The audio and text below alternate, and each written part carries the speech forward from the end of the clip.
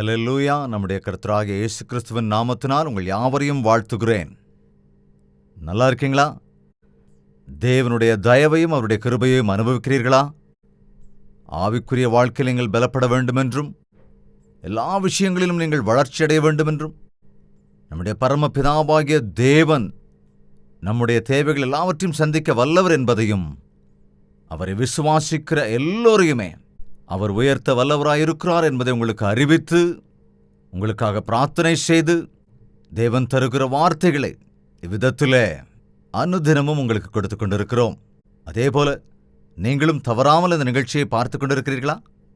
வார்த்தைகளை உணர்ந்து கொண்டு வார்த்தையின் அடிப்படையிலான வாழ்க்கை வாழ்வதற்கு முயற்சிக்கின்றீர்களா? தேவனுடைய வார்த்தைகள் உங்கள் இருதயத்தில் நாட்டப்படும்படியாக ஜெபித்து தியானிப்பதை பழக்கப்படுத்தியிருக்கிறீர்களா? நீங்களும் கூட தேவனை தேடுகிற வேளையில்தான், விசுவாசத்தோடு ஜெபிக்கிற போதுதான் ஆவிக்குரிய வாழ்க்கையில் பரிபூரணத்தை நீங்கள் அனுபவிக்க முடியும். எனவே இந்த நாளிலும் கூட இன்னொரு முறை நாம் தேவனுடைய வார்த்தைகளை தியானிக்கிற வேளையிலே அதை நாம் உணர்ந்து கொள்வதோடு இருதயத்திலே அதை வைத்து வைக்கலாம். அந்த வார்த்தையின் அடிப்படையிலே வாழ்ந்து தேவனை மகிமைப்படுத்தலாம். ஹல்லேலூயா! பிரியமான தேவனுடைய பிள்ளைகளே, உங்களுக்கு ஒரு நற்செய்தி. ஒவ்வொரு நாள் காலையும் தேவனுடைய புதிரான கிருபைகளை பெற்றுக்கொள்ளும்படியாக ஒரு சுருக்கமான வசன தியானத்தை அனுதின தியானம் என்னும் நிகழ்ச்சியாக நாங்கள் கொடுத்து கொண்டு வருகிறோம். டாக்டர் ஜெயபால் தமிழ் என்னும் யூடியூப் சேனல்ல ஒவ்வொரு நாளும் காலையில 7 மணிக்கு வருகிற இந்த நிகழ்ச்சியை, இது யூடியூப்ல இருக்கிறதுனால உங்களுக்கு நேரம் கிடைக்கும் போது தேவ பிள்ளைகள் நீங்க இந்த நிகழ்ச்சியை பார்த்து பயனடைய வேண்டும் என்று உங்களை கேட்டுக்கொள்கிறோம். நினைவில் வைத்துக் கொள்ளுங்க, ஒவ்வொரு நாள் காலை 7 மணிக்கும் அனுதின தியானம் டாக்டர் ஜெயபால் தமிழ் யூடியூப் சேனல்ல உங்களுக்காக பாருங்க, ஆசீர்வதிக்கப்படுங்க. இயேசு கிறிஸ்து இந்த உலகத்திலே ஜீவித்தார்.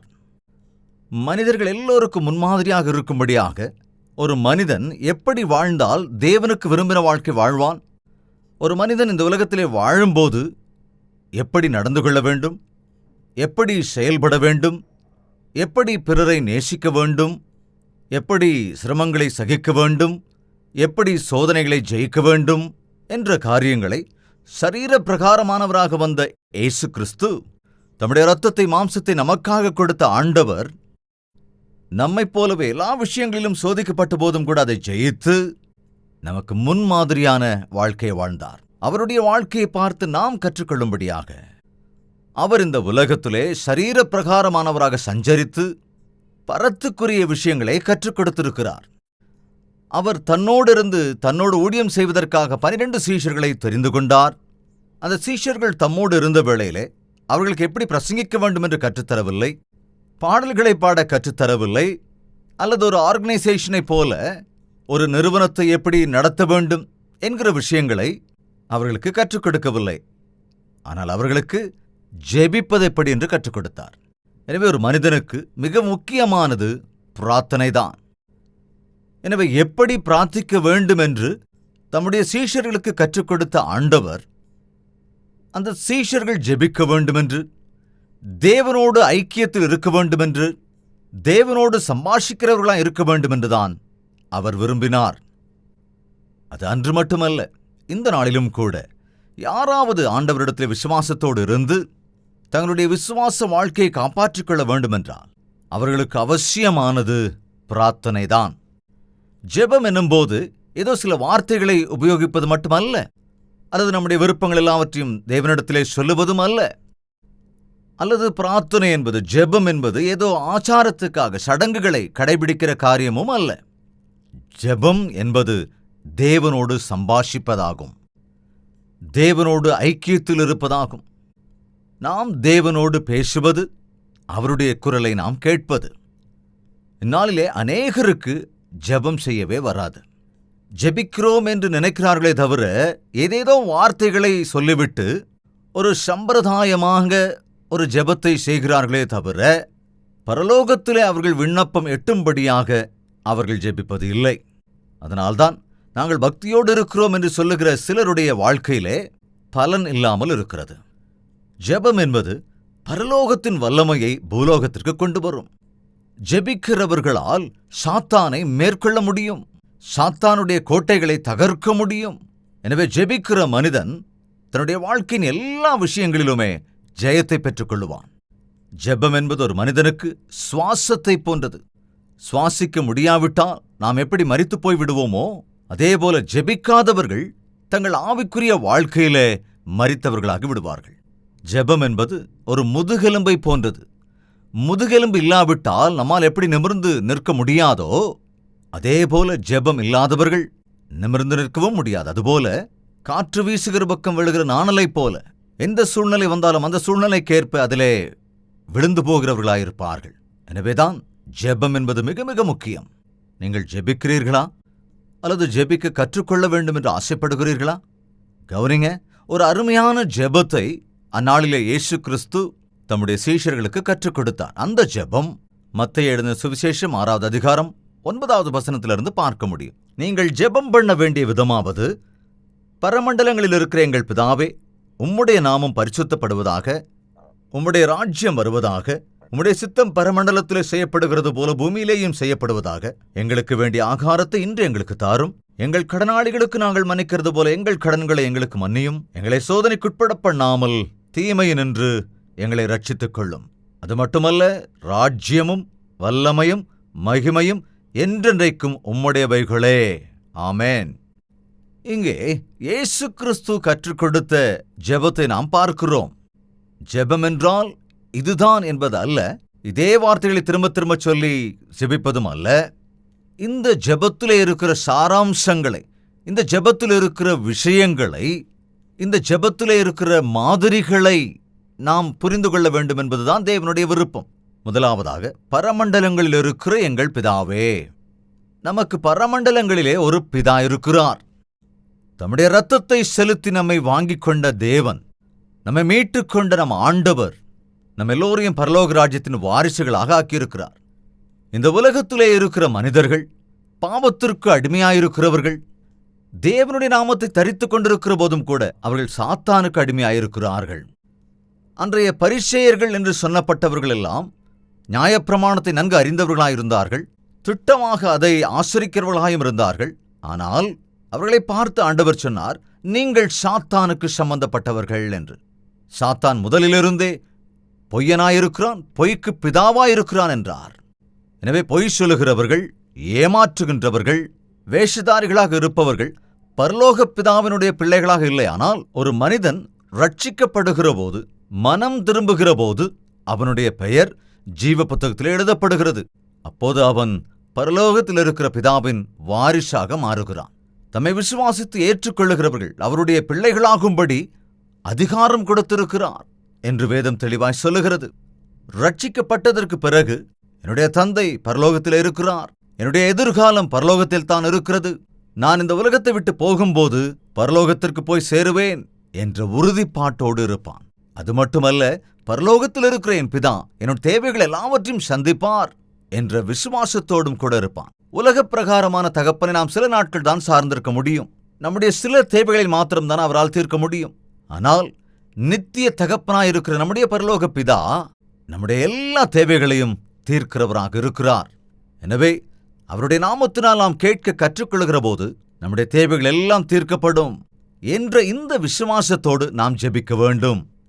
இந்த உலகத்திலே நான் ஜெபிக்கிற போது பரலோகத்தில் இருக்கிற என் பிதா என் விண்ணப்பங்களை கேட்பார், அதற்கேற்ற பதிலை அவர் கட்டாயம் தருவார் என்ற விசுவாசத்தோடு நாம் ஜெபிக்க வேண்டும். பரமண்டலங்களில் இருக்கிற எங்கள் பிதாவே, உம்முடைய நாமம் பரிசுத்தப்படுவதாக என்றால் அவருடைய நாமம் எப்படி பரிசுத்தப்படுத்தப்படும்?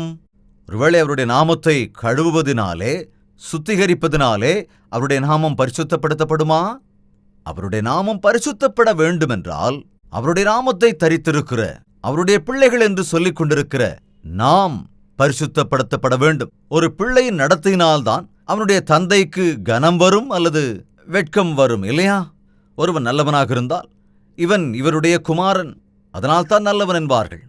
ஒருவன் ஒன்றுக்கும் உதவாதவனாயிருந்தால் இவங்க அப்பா பாவம் நல்லவர் தான், இவன் தான் இப்படி உதவாக்கரையா இருக்கான்னு சொல்லுவாங்க, இல்லையா? அதே போல இன்று இயேசுவின் நாமத்தை தரித்திருக்கிறவர்கள் எத்தனையோ பேர் அவருடைய நாமத்திற்கேற்றாற்போல் நடக்காததினாலே, பரிசுத்தப்படுத்தப்படாமல் இருப்பதாலே, பரிசுத்தமில்லாதவர்களாய் வாழ்வதனாலே இயேசு கிறிஸ்துவனுடைய நாமம் அவமதிப்புக்கு ஆளாகிறது. வேதத்திலே சொல்லப்படுவதே போல, உங்களால் தானே என்னுடைய நாமம் அந்நிய ஜனங்களுக்கு மத்தியிலே தூஷிக்கப்படுகின்றது என்ற வார்த்தை நாட்களிலே எவ்வளவாய் நிறைவேறுகிறது. எத்தனையோ பேர் நான் இயேசு கிறிஸ்துவை நம்புகிறேன் என்று, கிறிஸ்தவர்கள் என்று அப்படி பெயர்களை வைத்துக்கொண்டு அதற்குரிய மதத்தை ஆச்சாரங்களை கடைபிடித்துக் கொண்டு தேவனோடு ஐக்கியம் உள்ளவர்களாய் இல்லாமல் பரிசுத்தப்படுத்தப்பட்ட வாழ்க்கையை வாழாமல் ஆண்டவருடைய நாமத்துக்கு வெட்கத்தை கொண்டு வருகிறார்கள். ஒவ்வொரு முறையும் உம்முடைய நாமம் பரிசுத்தப்படுவதாக என்று நாம் ஜெபிக்கிற வேளையிலே, ஆண்டவரே என்னையும் கூட பரிசுத்தப்படுத்துங்க, உம்முடைய நாமம் என்னிலே பரிசுத்தப்படும்படி செய்யும், உம்முடைய நாமம் தரித்திருக்கிற என்னை பரிசுத்தப்படுத்துங்க என்று ஜெபிப்பது மிக முக்கியமான ஒன்று. உங்களுடைய பரலோக பிதா பரிசுத்தராயிருக்கிறது போல நீங்களும் உங்களுடைய எல்லா நடக்கையிலும் பரிசுத்தராயிருங்கள் என்று ஆண்டவர் சொல்லியிருக்கிறாரே. இருதயத்தில் சுத்தமுள்ளவர்கள் பாக்கியவான்கள், அவர்கள் தேவனை கண்டடைவார்கள் என்ற வார்த்தையை கூட நாம் அறிந்திருக்கிறோமே. எனவே நம்மில் எத்தனை பேர் நம்முடைய இருதயங்களை சுத்தமாக வைத்திருக்கிறோம்? எத்தனை பேர் அவ்வப்பொழுது இயேசு கிறிஸ்துவினுடைய இரத்தத்தால் நாம் சுத்திகரிக்கும்படியாக நம்முடைய பாவங்களை அறிக்கை செய்து அதை விட்டுவிடுகிறோம்? அவருடைய இரத்தத்தால் கழுவப்பட்டு சுத்திகரிக்கப்படுகிறோம். எனவே அன்பு சகோதர சகோதரிகளே, நீங்கள் ஜெபிக்கிற வேளையிலே சம்பிரதாயமாய் ஜெபிப்பதில் எந்த பிரயோஜனமும் இல்லை. ஆனால் முழங்கால் படிட்டு ஜெபிக்கும் போதுதான், ஆண்டவரே என்னை பரிசுத்தப்படுத்துங்க, என்னை பரீட்சை பாருங்க, என்னை சோதித்து பாருங்க, நீர் விரும்பாத காரியங்கள் எதுவும் எனக்குள் இருக்கிறதா என்று பாருங்க என்று ஜெபிப்பதை நாம் கற்றுக்கொள்ள வேண்டும்.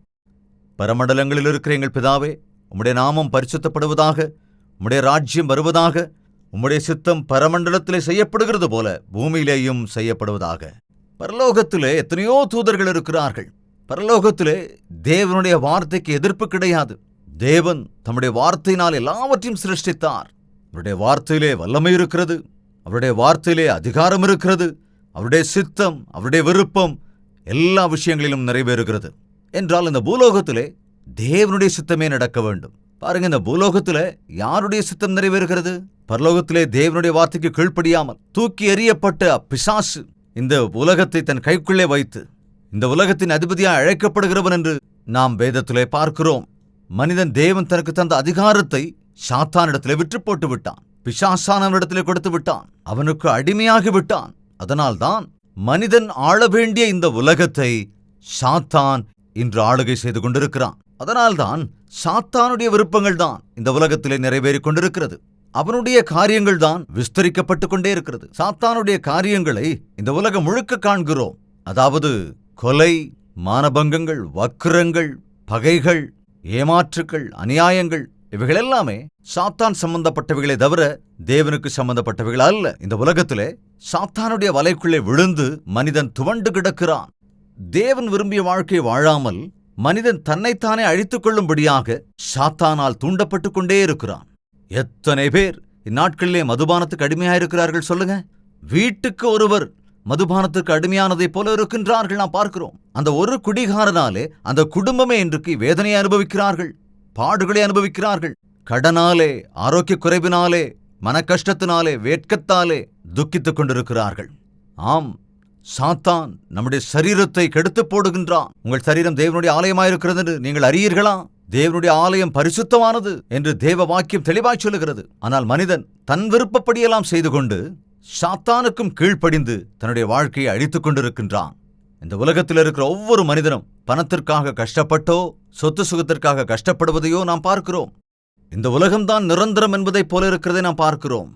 மரித்ததற்கு பிறகு ஒரு வாழ்க்கை இருக்கிறது என்ற சங்கதி தெரியாதிருக்கிறதை நாம் பார்க்கிறோம். பிதாவே, பரமண்டலங்களிலே உம்முடைய சித்தம் நிறைவேறுவதைப் போல பூமியிலேயும் செய்யப்படுவதாக. இந்த பூமியிலே வாழ்கிற மனிதர்கள் இயேசு கிறிஸ்துவை தங்கள் சொந்த ரட்சகராய் ஏற்றுக்கொள்ளும் போது, என்னுடைய சித்தம் அல்ல உம்முடைய சித்தமே செய்யப்படுவதாக என்று பக்குவத்தோடு ஜெபிப்பார்கள். ஆண்டவரே, என்னுடைய விருப்பம் அல்ல உம்முடைய விருப்பம்தான் என் வாழ்க்கையில் நிறைவேற வேண்டும் என்று எல்லா விஷயங்களிலும் தேவனுக்கு தங்களை தாங்களே அர்ப்பணித்துக் கொள்வார்கள். ஹalleluya! பிரியமான தேவனுடைய பிள்ளைகளே, உங்களுக்கு ஒரு நற்செய்தி. ஒவ்வொரு நாள் காலையும் தேவனுடைய புதிரான கிருபைகளை பெற்றுக்கொள்ளும்படியாக ஒரு சுருக்கமான வசன தியானத்தை அனுதின தியானம் என்னும் நிகழ்ச்சியாக நாங்கள் கொடுத்து கொண்டு வருகிறோம். டாக்டர் ஜெயபால் தமிழ் என்னும் யூடியூப் சேனல்ல ஒவ்வொரு நாளும் காலையில 7 மணிக்கு வருகிற இந்த நிகழ்ச்சியை, இது யூடியூப்ல இருக்கிறதுனால உங்களுக்கு நேரம் கிடைக்கும் போது தேவ பிள்ளைகள் நீங்க இந்த நிகழ்ச்சியை பார்த்து பயனடைய வேண்டும் என்று உங்களை கேட்டுக்கொள்கிறோம். நினைவில் வைத்துக் கொள்ளுங்க, ஒவ்வொரு நாள் காலை 7 மணிக்கும் அனுதின தியானம் டாக்டர் ஜெயபால் தமிழ் யூடியூப் சேனல்ல உங்களுக்காக பாருங்க, ஆசீர்வதிக்கப்படுங்க. என் அன்பு சகோதரனே, சகோதரியே, ஒவ்வொரு நாள் காலையில் நீ எழும்போதும் எவ்வளவோ முக்கிய முடிவுகளை எடுக்க வேண்டியிருக்கிறது. அப்படி எடுக்கிற முடிவுகளிலே தேவனுடைய சித்தத்தை நீ அறிந்திருக்கிறாயா? தேவனுடைய நோக்கத்தை நீ உணர்கிறாயா? நீ செய்கிற ஒவ்வொரு வேலையிலும், நீ வாங்குகிற ஒவ்வொரு காரியங்களிலும், நீ செய்கிற ஒவ்வொரு பிரயாணங்களிலும், நீ செய்கிற ஒவ்வொரு பிரயத்தனங்களிலும் ஆண்டவரே இது உம்முடைய சித்தமா என்று கேட்டு நீ ஆரம்பிப்பாய் என்றால் அவைகள் உனக்கு கைகூடும். தேவனுடைய சித்தம்தான் உத்தமம். தேவனுடைய சித்தத்தின்படி செய்கிறவர்கள் தான் நிலைத்து நிற்பார்கள் என்றும் கூட தேவனுடைய வாக்கியம் சொல்லுகிறது. உம் சித்தமே என் வாழ்வில் நிறைவேற வேண்டும் என்று ஜெபிக்கிறவர்கள் பாக்கியவான்கள். தங்களுடைய இஷ்டத்தின்படி செய்கிறவர்கள் நஷ்டத்துக்கு ஆளாவார்கள். மனுஷனுக்கு செம்மையாய் தோன்றுகிற வழிகள் உண்டு, ஆனால் அதன் முடிவோ மரண வழிகள் என்று வேதம் சொல்லுகிறது. பிரியமானவர்களே, அப்பா, பரலோகத்திலும் சித்தம் நிறைவேற்றப்படுவதைப் போல இந்த பூலோகத்திலும் கூட என்னை கொண்டு உம்முடைய சித்தம் நிறைவேற்றப்பட வேண்டும் என்று விண்ணப்பம் பண்ணுவதை நாம் பழக்கப்படுத்திக் கொள்ள வேண்டும். பரமண்டலங்களில் இருக்கிற பிதாவே, உம்முடைய நாமம் பரிசுத்தப்படுவதாக, உம்முடைய ராஜ்யம் வருவதாக. தேவனுடைய ராஜ்யம் என்பது இந்த உலகத்து ராஜ்யத்தை போன்றது அல்ல. அவருடைய ராஜ்யம் சாந்தி நிறைந்த ராஜ்யம், சமாதானம் நிறைந்த ராஜ்யம், பாவம் இல்லாத ஒரு ராஜ்யம், தூய்மையான பரிசுத்தமான அன்பின் சாம்ராஜ்யம். இந்த உலகத்தின் ராஜ்யங்கள் எல்லாம் தகர்க்கப் போகிற ஒரு நாள் வரப்போகிறது. இந்த ராஜ்யத்தில் இருக்கிறவர்கள் எல்லாம் முடிவுக்கு வரவேண்டிய ஒரு நாள் வரப்போகிறது. ராஜாக்களுக்கு ராஜாவாக, தேவாதி தேவனாக, ராஜாதி ராஜாவாகிய இயேசு கிறிஸ்து வரப்போகிற நாள் வெகு சீக்கிரத்தில் வரப்போகிறது. ஆண்டவரே, உம்முடைய ராஜ்யம் வருவதாக என்ற அந்த பரலோக ராஜ்யத்திற்காக எதிர்பார்க்கிறவர்களாக நாம் இருக்க வேண்டும். அந்த பரலோக ராஜ்யத்தின் வாரிசுகளாக நாம் இருக்க வேண்டும். இந்த பூலோக ராஜ்யமெல்லாம் அநியாயத்தால், அக்கிரமத்தால், பாவங்களால் நிறைந்து போய் கிடக்கிறதுனாலே, ஏமாற்றுத்தனங்களால் நிறைந்து போய் கிடக்கிறதுனாலே நாம் பார்க்கிறோம், ஜனங்கள் ஒருவரையொருவர் எதிர்த்து நின்று ஒருவரையொருவர் அடித்துக்கொண்டு ஒருவரையொருவர் கொலை செய்வதை நாம் இந்த நாட்களிலே பார்த்து கொண்டிருக்கின்றோம். ஆண்டவர் சீக்கிரத்திலே ராஜாதி ராஜாவாக வரப்போகிறார். அப்படி வரும்போது அவருடைய ராஜ்யத்தின் வாரிசுகளாக நம்மை மாற்றப் போகிறார். அந்த ராஜ்யத்தில் இருக்க வேண்டுமென்றால் மனம் திரும்பியாக வேண்டும் என்று தேவனுடைய வார்த்தை தெளிவாய் சொல்கிறது. ஒரு ராத்திரி வேளையில் நிக்கோதேமு என்ற மனிதன் ஆண்டவரிடத்திலே வந்து, நித்திய ஜீவனை நான் பெற்றுக்கொள்வதற்கு என்ன செய்ய வேண்டும் என்று ஆண்டவரை கேட்டபோது ஆண்டவர் சொன்னார், ஒருவன் மறுபடியும் பிறவாவிட்டால் அவன் பரலோக ராஜ்யத்தில் பிரவேசிக்கவே முடியாது என்று தெளிவாய் சொன்னார். உடனே அவன், என்றால் நான் மறுபடியும் என் தாயின் வயிற்றிலிருந்து பிறக்க வேண்டுமா என்று கேட்டான். மாம்சத்தினால் பிறப்பது மாம்சமாயிருக்கும், ஆவியினால் பிறப்பது ஆவியாயிருக்கும். எனவே நீ மறுபடியும் பிறக்க வேண்டும், அதாவது ஆவியிலே மறுபடியும் பிறக்க வேண்டும் என்று ஆண்டவர் அவனுக்கு தெளிவாக அங்கே சொல்கிறார். ஒருவன் மனம் திரும்புதலை பெறாவிட்டால் பரலோக ராஜ்யத்தின் வாரிசாக முடியாது. அவருடைய ராஜ்யம் வருகிற போது அந்த ராஜ்யத்திற்குரிய வாரிசுத்துவத்தை பெற்றுக்கொள்ள முடியாது. ஒரு நாள் இயேசு கிறிஸ்து சிறு பிள்ளைகளை தன்னிடத்தில் அழைத்து வைத்து, நீங்கள் உங்களை தாழ்த்தி மனம் திரும்பி இந்த சிறு பிள்ளைகளைப் போல் ஆகாவிட்டால் நீங்கள் பரலோக ராஜ்யத்தில் பிரவேசிக்க முடியாது என்று தெளிவாய் சொன்னார். அப்பா, உம்முடைய ராஜ்யம் வருவதாக என்று நாம் ஜெபிக்கிற போது, உம்முடைய ராஜ்யத்தின் வாரிசாக என்னை ஏற்றுக்கொள்ளுங்க, உம்முடைய ஜீவ புத்தகத்திலே என்னுடைய பெயரை எழுதுங்க, என்னுடைய பாவங்கள் எல்லாவற்றையும் மன்னித்து என்னை நீர் சுத்திகரித்து உம்முடைய பரிசுத்த ஆவியின் மீது ஊற்றுங்க ஆண்டவரே என்று நாம் ஜெபிப்பது மிக மிக அவசியமானது. எங்களுக்கு வேண்டிய அனுதின ஆகாரத்தை இன்று எங்களுக்கு தாரும். ஒவ்வொரு நாளும் நாம் ஆண்டவருடைய சமூகத்திலே நின்று எங்களுடைய அனுதின ஆகாரத்தை இன்று எங்களுக்கு தாங்க. இந்த நாளுக்கு எங்களுக்கு வேண்டிய எங்கள் ஆகாரத்தை இன்னைக்கு எங்களுக்கு அருள் செய்யுங்கப்பா. அவ்வப்பொழுது தேவன் நம்முடைய பசியை தீர்க்கிறவராக இருக்கிறார். நம்மை திருப்தியாக, நம்மை சம்பூரணமாக, நம்மை போஷிக்கக்கூடியவராக அவர் இருக்கிறார். என் ஆண்டவர் என்னை பசியோடு இருக்க விடமாட்டார், என்னை குறைவுள்ளவனாக அவர் வைக்க மாட்டார் என்ற விசுவாசத்தோடு இருப்பவர்கள் அந்தந்த நாளிலே தேவனுடைய கிருபைக்காக விண்ணப்பம் பண்ணுவார்கள். ஒவ்வொரு நாள் காலை வேளையிலும் அது புதிதாய் இருக்கிறது என்று தெளிவாக தேவனுடைய வார்த்தை சொல்லுகிறது. அதனதின் பாடு அந்த நாளுக்கு போதும், நாளையை குறித்து கவலைப்படாதிருங்கள் என்று கூட ஆண்டவர் சொல்லுகிறார். என்றால் இந்நாட்களில் அநேகர் தேவ சமூகத்திலே போய் அன்றன்றுள்ள ஆகாரத்தை கேட்பதற்கு பதிலாக, இந்த வருஷத்திற்கு தேவையான ஆகாரத்தை அருள் செய்யுங்க, என் வாழ்நாளுக்கு தேவையான சொத்து சுகத்தை எனக்கு கொடுங்க என்று கேட்கிறவர்களாக இருப்பதை நாம் பார்க்கிறோம். அன்றன்றைக்கு தேவையான ஆகாரத்தை சமைத்து சாப்பிடுவோமா, அல்லது ஒரு மாதத்துக்கு தேவையான ஆகாரத்தை சமைச்சு ஃப்ரிட்ஜில் வச்சு அதை சாப்பிடுவோமா? அவ்வப்பொழுது சமைச்சு சுகாதாரமா இருக்கிற ஆகாரத்தை தான் நாம சாப்பிட ஆசைப்படுவோம் இல்லையா? அவ்வப்பொழுது தேவன் உனக்கு தேவையான மேன்மையான ஆகாரத்தை அருளி செய்வதற்கு சித்தமாக இருக்கிறார். உன் சரீரத்திற்கு ஆகாரம் எவ்வளவு அவசியமோ அதேபோல் உன் ஆவிக்குரிய வாழ்க்கைக்கும் கூட அதற்கான ஆகாரம் மிகவும் அவசியம். மனிதன் அப்பத்தினால் மாத்திரம் அல்ல, கர்த்தருடைய வாயிலிருந்து வருகிற ஒவ்வொரு வார்த்தையிலும் பிழைப்பான் என்பதைப் போல ஒவ்வொரு நாளும் 3 வேளை நாம் எப்படி ஆகாரத்தை உண்கிறோமோ அதே போல தேவனுடைய வார்த்தைகளை கேட்க வேண்டும். அதனால்தான் காலையிலும் சாயங்காலத்திலும் கல்வாரி தரிசனம் என்ற நிகழ்ச்சி மூலமாக தேவனுடைய வார்த்தைகளை, ஆவிக்குரிய ஆகாரங்களை நாங்கள் தொடர்ந்து கொடுத்துக் கொண்டிருக்கிறோம். அது மாத்திரமே போதாது, நீங்களும் உங்களிடத்திலே முழங்கால் படியிட்டு வேதாகமத்தை திறந்து அதை படித்து தியானிக்கும் போது ஆவிக்குரிய வாழ்க்கையிலே நீங்களும் பலப்படுவீர்கள். உலக பிரகாரமான ஆகாரத்தை குறித்து நீங்கள் ஒருபோதும் கலங்காமல், எப்பொழுது எது தேவையோ அதை அப்பொழுது தருகிறவராக பரலோகத்தின் பிதா இருக்கிறார் என்பதை விசுவாசிக்கிறவர்கள் அப்படிப்பட்ட முழுமையை, திருப்தியை கட்டாயம் உணர்வீர்கள். ஒரு சின்ன குழந்தை தாயினிடத்திலே பால் பருகிய பிறகு திருப்தியாகிவிடுமே தவிர நாளைக்கு திரும்பவும் பால் கொடுப்பீங்களா என்று கேட்குமா? அதே போலத்தான் நாம் பரலோக பிதாவின் மீது ஆதாரமா இருக்கும்போது எப்பொழுது நமக்கு எது தேவையோ அதை அவர் தருவார் என்ற விசுவாசத்தோடு இருக்க வேண்டும். அனுதினமும் அவருடைய சன்னதியிலே நாம் வேதத்தை தியானித்து, அவர் சன்னதியிலே நாம் ஜெபித்து, அனுதினமும் நம்முடைய தேவைகளை அவர் தீர்க்கும்படியாய் அவர் மீது விசுவாசத்தோடு இருப்பதுதான் நம்முடைய வாழ்க்கையிலே முக்கியம். பரமண்டலங்களில் இருக்கிற எங்கள் பிதாவே, உம்முடைய நாமம் பரிசுத்தப்படுவதாக, உம்முடைய ராஜ்யம் வருவதாக, உம்முடைய சித்தம் பரமண்டலத்திலே செய்யப்படுகிறது போல பூமியிலேயும் செய்யப்படுவதாக. எங்களுக்கு வேண்டிய ஆகாரத்தை இன்று எங்களுக்கு தாரும். எங்கள் கடனாளிகளுக்கு நாங்கள் மன்னிக்கிறது போல எங்கள் கடன்களை எங்களுக்கு மன்னியும். பிறரை வேதனைப்படுத்துவது, பிறரை காயப்படுத்துவது போன்ற காரியங்கள் நடந்து கொண்டேதான் இருக்கிறது. அனுதினமும் இப்படி ஏதாவது ஒரு விஷயத்தில் நாம் தேவனை துக்கப்படுத்திக் கொண்டுதான் இருக்கிறோம்.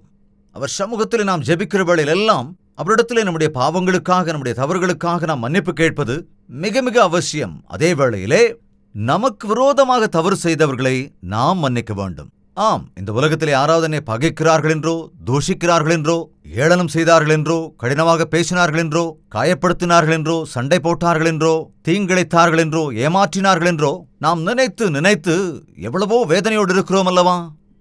பிறர் நமக்கு செய்த தீங்கை நாம் மன்னிக்காவிட்டால் தேவன் நம்முடைய பாவங்களை மன்னிக்க மாட்டார். பிறர் நமக்கு விரோதமாக செய்த தவறுகளை நாம் மன்னிக்கிற போது நாம் தேவனுக்கு விரோதமாக செய்த தவறுகளை எல்லாம் தேவன் நமக்கு மன்னிப்பார். ஒருவேளை பிறர் நமக்கு எதிராக சிறிய தவறை செய்திருக்கலாம், ஆனால் நாம் அநேக விதத்திலே தேவனை துக்கப்படுத்தி இருக்கலாம். ஆனால் எப்பொழுது பிறரை நாம் மன்னிக்கிறோமோ அப்பொழுது தேவன் நம்மை மன்னிப்பார். எனவே மன்னிக்க கற்றுக்கொள்ளுங்கள். மன்னிக்கிற மனது கிறிஸ்துவின் மனது. எந்த அளவுக்கு ஆண்டவரை மன்னிக்கிறார் தெரியுமா? நம்முடைய பாவங்களுக்கேற்ற தண்டனை வர வேண்டும் என்றால் இப்பொழுதே நாம் எங்கேயோ அழிந்து போயிருப்போம். நம்முடைய பாவங்களில் அநேகமானவற்றை அவர் மன்னித்திருக்கின்றார். அதுவும் நாம் கேட்பதற்கு முன்பாகவே அவர் மன்னித்திருக்கிறார். அன்று கல்வாரி சிலுவையிலே, பிதாவை இவர்கள் செய்கிறது என்னதென்று அறியாதிருக்கிறார்களே, இவர்களை நீர் மன்னியும் என்று கேட்டபோதே நம்முடைய பாவங்கள் எல்லாம் மன்னிக்கப்பட்டது. எனவே நாமும் பிறருடைய பாவங்களை மன்னிக்க வேண்டும். நம்முடைய விரோதிகளை நாம் மன்னிக்க வேண்டும். நம்முடைய சத்துருக்களை நாம் நேசிக்க வேண்டும். நமக்கு தீங்கிழைத்தவர்களுக்காக நாம் ஜெபிக்க வேண்டும் என்பது மிக மிக முக்கியம். என் இருதயத்திலே நான் செய்த பாவங்களை நினைக்கும் போதெல்லாம் கர்த்தரிடத்திலே நான் விண்ணப்பிக்கின்றேன் என்று தாவீது சொன்னதைப் போல பிறரை நாம் மன்னிக்காமல் நாம் எவ்வளவு நேரம் ஜெபித்தாலும், நம்முடைய இருதயத்திலே பொறாமை, கோபம், வஞ்சத்தை வைத்துக்கொண்டு நாம் எவ்வளவுதான் ஜெபித்தாலும் நம்முடைய ஜெபத்திற்கு பதில் வராது என்கிற சத்தியத்தை நாம் உணர்ந்து கொள்ள வேண்டும். பரமண்டலங்களுக்கு எங்கள் பிதாவே, உம்முடைய நாமம் பரிசுத்தப்படுவதாக, உம்முடைய ராஜ்யம் வருவதாக, உம்முடைய சித்தம் பரலோகத்திலே செய்யப்படுவது போல பூமியிலேயும் செய்யப்படுவதாக. எங்களுக்கு வேண்டிய ஆகாரத்தை இன்று எங்களுக்கு தாரும். எங்கள் கடனாளிகளுக்கு நாங்கள் மன்னிக்கிறது போல எங்கள் கடன்களை எங்களுக்கு மன்னியும். எங்களை சோதனைக்குட்பட பண்ணாமல் தீமையினின்று எங்களை ரட்சித்துக் கொள்ளும். எல்லாவிதமான சோதனைகளிலிருந்தும் எங்களை தப்புவிக்கும்படி, ஒவ்வொரு தீங்கிலிருந்தும் நாம் தப்பித்துக் கொள்ளும்படி நாம் ஆண்டவரிடத்தில் ஜெபிக்க வேண்டும். நம்முடைய இந்த உலக வாழ்க்கையில் நாம் அநேக சோதனைகளை எதிர்கொள்கிறோம். தேவன் நம்மை சோதிக்க மாட்டார், ஆனால் பரீட்சிப்பார். அப்படி நம்மை பரீட்சிப்பதற்காக சில சோதனைகளை அவர் அனுமதிக்கிறார். உலகத்தின் அதிபதியான சாத்தான் அநேக விதத்திலே நம்மை சோதிப்பதற்கு அவன் முயற்சி செய்யும் போது தேவன் அதற்கு அனுமதித்து அந்த சூழ்நிலையிலே நம்மை பரிசோதித்து நம்மை பரிசுத்தர்களாக வெளியே கொண்டு வருகிறார். தேவன் சோதனைகளிலிருந்து தப்புவிப்பதற்கான வழியை நமக்கு காண்பிக்கிறார். அது மட்டுமல்ல, தேவன் எப்பொழுதும் பாவத்தின் காரியங்களிலே நம்மை சோதிக்க மாட்டார். நம்மை பரீட்சிக்கும்படியாக அநேகமான சந்தர்ப்பங்களை அவர் பயன்படுத்திக் கொள்ளுகிறார். மாணவர்களுக்கு பரீட்சை இருக்கும்போதுதான், அந்த பரீட்சை ஒரு சோதனையாக இருக்கும்போதுதான், அதற்குள் புடமிடப்படும்போதுதான் அவர்கள் தெளிவாக வெளியே வருகிறார்கள். அதேபோல தேவன் ஆவிக்குரிய வாழ்க்கையிலே நாம் பரிபூரணமாகும்படியாக சோதனைகளை அனுமதிக்கின்றார். எங்களை சோதனைக்குட்பட பண்ணாமல் தீமை நின்று ரட்சித்துக் கொள்ளும் என்று சொல்லும்போது, நாங்கள் சோதிக்கப்படும் போது தீங்கிலே விழுந்து விடாமல் எங்களை தப்புவீங்க. தேவனை சோதித்த பிறகு நான் புடமிடப்பட்ட தங்கத்தைப் போல வெளியே வருவேன் என்ற யோபைப் போல நாம் சோதிக்கப்படும் போது, ஆண்டவரே உம்முடைய கிருபை எனக்கு அருளிச் செய்யுங்க என்று விண்ணப்பிக்கிற போது நாம் தீங்குகளிலிருந்து காப்பாற்றப்படுவோம். அந்த சோதனையிலிருந்தும் தப்புவிக்கப்பட்டு பரிபூரணர்களாவோம். ஏனென்றால் ராஜ்யமும் வல்லமையும் மகிமையும் எப்பொழுதும் அவருடையதாயிருக்கிறது. ராஜ்யமும் அவருடையது, வல்லமையும் அவருடையது, மகிமையும் அவருடையது. என்றென்றைக்கும் இவைகளை உடையவராகத்தான் நம் ஆண்டவர் இருக்கின்றார். இயேசு கிறிஸ்து நேற்றும் இன்றும் என்றென்றும் மாறாதவராக இருக்கின்றார். எனவேதான் இயேசு கிறிஸ்துவின் நாமத்திலே இந்த ஜெபத்தை பிதாவினிடத்திலே செய்யும்படியாக நாம் கற்றுக்கொள்ள வேண்டும். இந்த பிரார்த்தனையை, இந்த ஜெபத்திலே இருக்கிற சாராம்சங்களை நாம் உணர்ந்து ஜெபிக்கிற வேளையிலே நாம் நம்முடைய வாழ்க்கையிலே பரிபூரணர்களாகவும் பரிசுத்தர்களாகவும் தேவன் விரும்புகிற வாழ்க்கை வாழ்கிறவர்களாகவும். எனவே இன்றிலிருந்து உங்களுடைய ஜெப வாழ்க்கையை நீங்கள் நேர்த்தியாய் செய்யுங்கள். இந்த ஜெபத்தில் இருக்கிற சாராம்சங்களை உணர்ந்து உங்கள் வாழ்க்கையிலே அனுதினமும் விசுவாசத்தோடு ஜெபிப்பதை நீங்கள் பழக்கப்படுத்திக் கொள்ளுங்கள். அப்பொழுது நீங்கள் உயர்த்தப்படுவீர்கள், ஆசீர்வதிக்கப்படுவீர்கள், உங்கள் தேவைகள் எல்லாம் சந்திக்கப்படும், எல்லா தீங்கு நின்றும் தப்புவிக்கப்பட்டு பரிசுத்தர்களாக ஆண்டவருடைய வருகை வரைக்கும் காத்திருக்க முடியும். ஜெபிக்கலாமா? பரிசுத்தமும் அன்பும் நிறைந்த பிதாவே, ஆண்டவரே, நீர் கற்றுத்தந்த இந்த ஜெபத்தை நாங்கள் தியானிக்கிற வேளையில அந்நாளிலே உம்முடைய சீஷர்களுக்கு கற்றுக் கொடுத்த இந்த ஜெபத்தை நாங்கள் இன்று தியானிக்கிற வேளையில இந்த ஜெபத்திலே இருக்கிற சாராம்சங்களை உணர்ந்து உம்முடைய சிந்தையை அறிந்து உம்முடைய சித்தத்தை அறிந்து நீர் ஏற்றுக்கொள்ளுகிற ஜெபத்தை செய்ய எங்களுக்கு கிருபை செய்யுங்கப்பா. அப்பா, அந்த ஜெபத்தின் மூலமாக கிடைக்கிற விடுதலையை, ஜெபத்தின் மூலமாக கிடைக்கிற சுகத்தை, ஜெபத்தின் மூலமாக கிடைக்கிற சம்பூர்ண உயர்வுகளை நாங்கள் ஒவ்வொருவரும் அனுபவிக்கும்படியாக இந்த நிகழ்ச்சியை பார்த்து கொண்டிருக்கிற ஒவ்வொருவருக்கும் உம்முடைய ஜெபத்தை கற்றுக்கொடுங்க ராஜா. என்னுடைய நாமத்தினாலே கேளுங்கள். நீங்கள் எதை கேட்டாலும் தருவேன் என்று நீர் சொன்ன அந்த வார்த்தைகளை உணர்ந்து ஒவ்வொருவரும் தங்கள் தேவைகளை உம்மிடத்திலே கேட்க கிருபை அருளுங்க ராஜா. இந்த நாளிலும் இப்பொழுதும் இந்த ஜெபத்திலே ஒருமனப்பட்டு அவர்கள் தேவைகளை குறித்து, அவர்கள் குறைகளை குறித்து, அவர்கள் பாடுகளை குறித்து, அவர்கள் வேதனைகளை குறித்து, அவர்களுடைய ஆரோக்கிய குறைவுகளை குறித்து தங்களுடைய எளிமை நிலையிலே அவர்கள் விண்ணப்பிக்கிற வேளையில் ஆண்டவரே, பரத்திலிருந்து அவர்களின் விண்ணப்பங்களுக்கெல்லாம் நீர் பதில் கொடுத்து அவர்களின் பாவங்களை மன்னித்து வியாதியஸ்தர்களை குணமாக்கி உம்முடைய அற்புத காரியங்களை அவர்கள் வாழ்க்கையில் காணும்படியாக பரிசுத்த ஆவியை ஒவ்வொருவர் மேலும் ஊற்ற வேண்டும் என்று ஆண்டவரே, தெளிவாக எப்படி ஜெபிக்க வேண்டும் என்று நீர் கற்றுக் கொடுத்திருப்பதினாலே உண்மையான இருதயத்தோடும் உண்மையான மனதோடும் ஆண்டவரை நாங்கள் உம்மிடத்தில் ஜெபிக்கும்படியாக உம்முடைய ஆவியை எங்கள் மீது ஊற்ற வேண்டும் என்றும் இந்த நிகழ்ச்சியை பார்த்து இந்த ஜெபத்திலே ஒருமனப்பட்டிருக்கிற ஒவ்வொருவரும் மேலும் ஆண்டவரே, நீர் கிருபையா இறங்கி உம்முடைய சித்தம் செய்கிறவர்களாக உம்முடைய ராஜ்யத்தின் வாரிசுகளாக அவர்கள் மாறுகிற கிருபை அருள வேண்டும் என்று இயேசு கிறிஸ்துவின் நாமத்தினால் வேண்டிக் கொள்கிறோம் பிதாவே. ஆமென். தேவனுக்கு ஸ்தோத்திரம். டெய்லி ஜெபம் பண்ணுங்க. முழங்கால் படிட்டு ஜெபிங்க. நீங்க ஜெபம் பண்ணும்போது உங்க அறைக்குள்ள போய் தாழ்பாளிட்டு கொண்டு அந்தரங்கத்திலே தேவனிடத்திலே நீங்க ஜெபிங்க. தேவன் உங்கள் ஜெபத்தை கேட்டு உங்கள் எல்லா தேவைகளையும் சந்திப்பார். தேவனுக்கும் மனிதனுக்கும் இருக்கிற மத்தியஸ்தர் ஒருவரே, அவரே ஆண்டவராகிய இயேசு கிறிஸ்து என்று வேதம் சொல்லுகிறது. நம்மை போலவே சரீர பிரகாரமாக இந்த உலகத்திற்கு வந்த ஆண்டவர், நாம் பேசுவதை புரிந்து கொள்கிறவர், நம்முடைய பாடுகளை அறிந்து கொள்கிறவர், அவர் பரத்திலிருந்து இறங்கி வந்தவர் என்பதனால் பரலோகத்தின் வல்லமையை தம்முடைய பிள்ளைகளாக ஒவ்வொருவர் மேலும் அவர் ஊற்றுவார். எனவே நீங்களும் இயேசு கிறிஸ்துவை விசுவாசித்து அவரிடத்தில் ஜெபிங்க. உங்களுடைய எல்லா பாடுகளும், உங்களுடைய எல்லா வியாதிகளும், உங்களுடைய எல்லா பிரச்சனைகளும் ஆண்டவராகிய இயேசு நாமத்தினாலே கட்டாயம் விடுவிக்கப்படும். ஹalleluya! பிரியமான தேவனுடைய பிள்ளைகளே, உங்களுக்கு ஒரு நற்செய்தி. ஒவ்வொரு நாள் காலையும் தேவனுடைய புதிரான கிருபைகளை பெற்றுக்கொள்ளும்படியாக ஒரு சுருக்கமான வசன தியானத்தை அனுதின தியானம் என்னும் நிகழ்ச்சியாக நாங்கள் கொடுத்து கொண்டு வருகிறோம். டாக்டர் ஜெயபால் தமிழ் என்னும் யூடியூப் சேனல்ல ஒவ்வொரு நாளும் காலையில 7 மணிக்கு வருகிற இந்த நிகழ்ச்சியை, இது யூடியூப்ல இருக்கிறதுனால உங்களுக்கு நேரம் கிடைக்கும் போது தேவ பிள்ளைகள் நீங்க இந்த நிகழ்ச்சியை பார்த்து பயனடைய வேண்டும் என்று உங்களை கேட்டுக்கொள்கிறோம். நினைவில் வைத்துக் கொள்ளுங்க, ஒவ்வொரு நாள் காலை 7 மணிக்கும் அனுதின தியானம் டாக்டர் ஜெயபால் தமிழ் யூடியூப் சேனல்ல உங்களுக்காக பாருங்க, ஆசீர்வதிக்கப்படுங்க. உங்கள் ஜெப தேவைகளை, பாரங்களை எங்களுக்கும் தெரியப்படுத்துங்கள்.